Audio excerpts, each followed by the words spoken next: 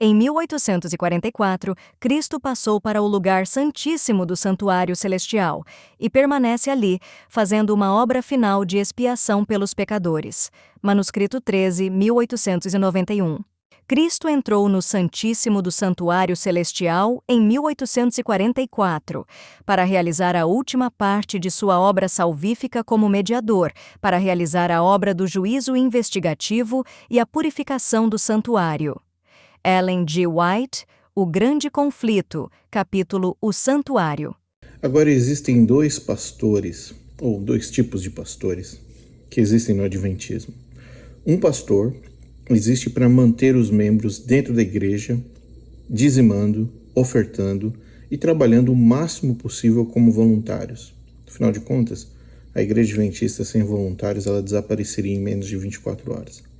São os membros que fazem tudo e ainda doam dinheiro.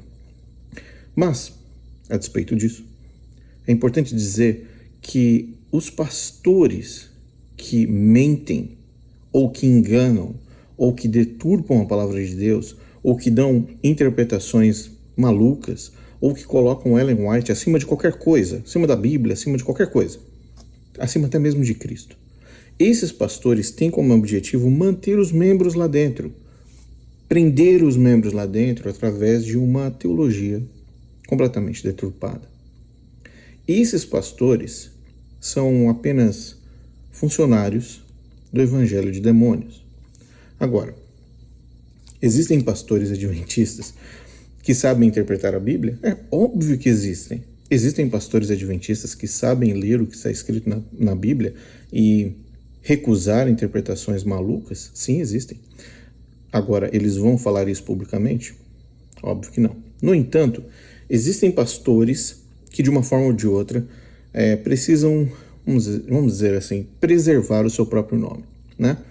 E o Dr. Paroski, ele é um deles. Ele é um cara que precisa preservar a sua própria identidade como doutor.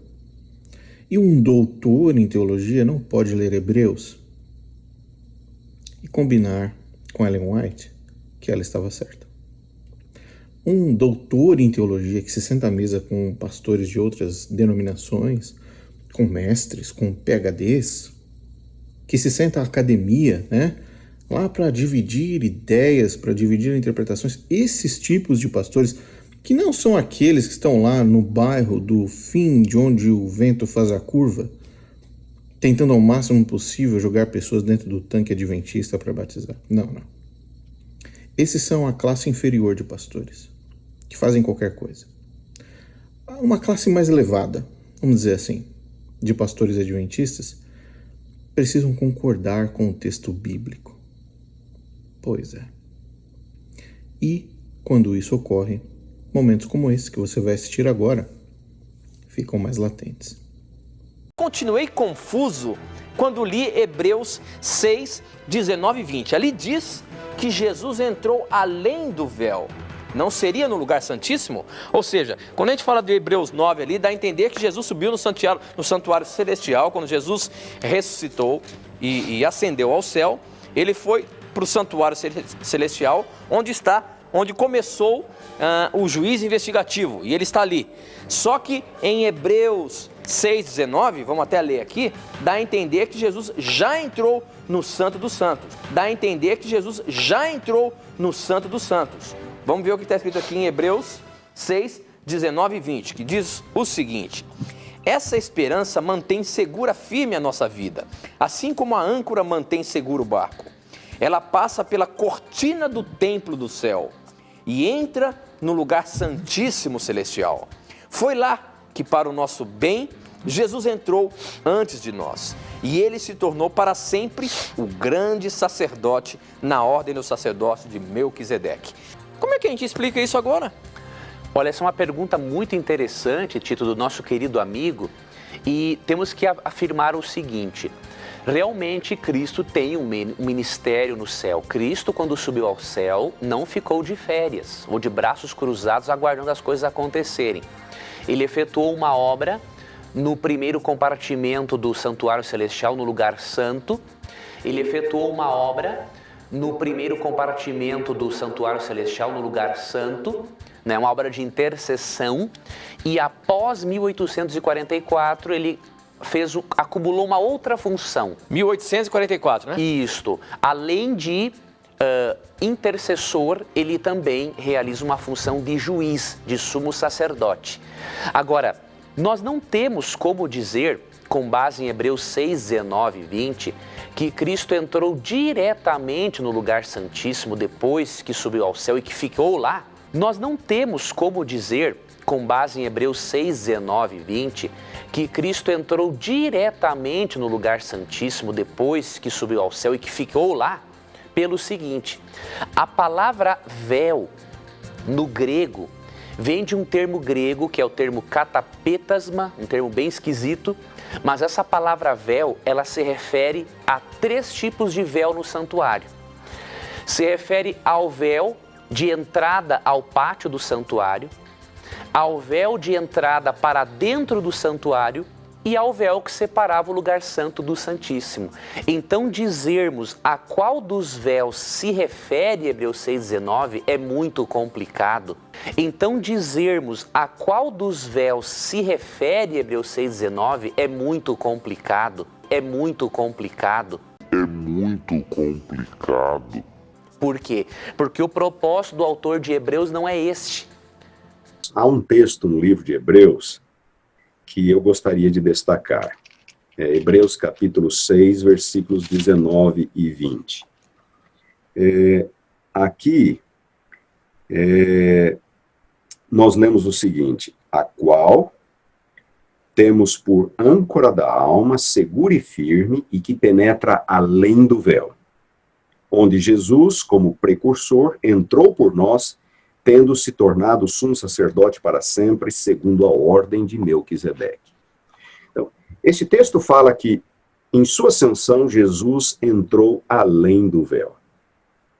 Que véu era este? Todos nós sabemos que o antigo tabernáculo tinha 3 véus. Havia o primeiro véu, que dava acesso ao pátio interno, havia o segundo véu, que dava acesso ao lugar santo, e havia o véu mais interior, que dava acesso ao lugar santíssimo. A palavra grega utilizada para véu, katapetasma, ela é utilizada no Antigo Testamento, na versão grega do Antigo Testamento, para os 3 véus. Então, a palavra, por si só, não é conclusiva. Mas é importante destacar que aqui nós lemos que ele entrou para além do véu, que penetra além do véu, no final do versículo 19. E aí, quando nós tomamos esta frase grega, soteron tu katapetasmatos, além do véu, esta expressão é utilizada na versão grega do Antigo Testamento única e exclusivamente para o véu que separava o lugar santo do lugar santíssimo. Então, é o véu mais interior. A palavra soteron significa a parte mais interior. Em 1 Samuel, capítulo 24, versículo 13, é a parte mais interior da caverna. Em 2 Crônicas 4, 22, a parte mais interior do santuário, Santo dos Santos. Em Atos, capítulo 16, versículo 24, é o cárcere mais interior. E existem várias outras passagens no Antigo Testamento em que esta mesma palavra é utilizada com esse sentido. E ela sempre se refere a algo mais interior, a parte mais interior.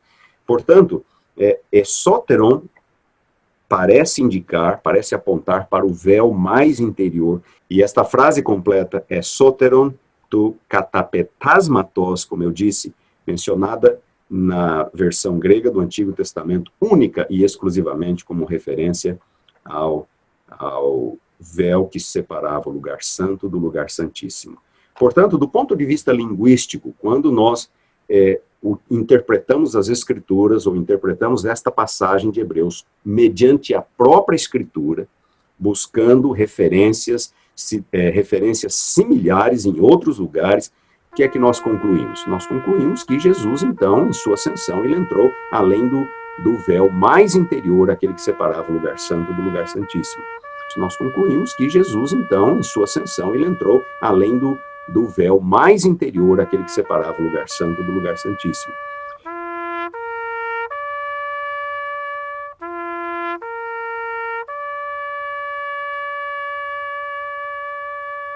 Por que isso é tão grave?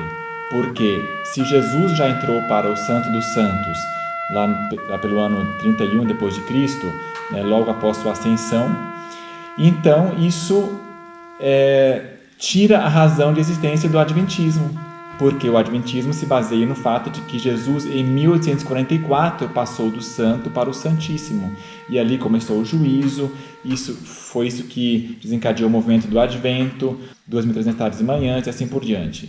Isso, portanto, é muito importante saber quando que ele fez essa transição, porque se ele já está no Santíssimo, então não tem mais que ter transição, quando que aconteceu a expiação e assim por diante, tudo se confunde.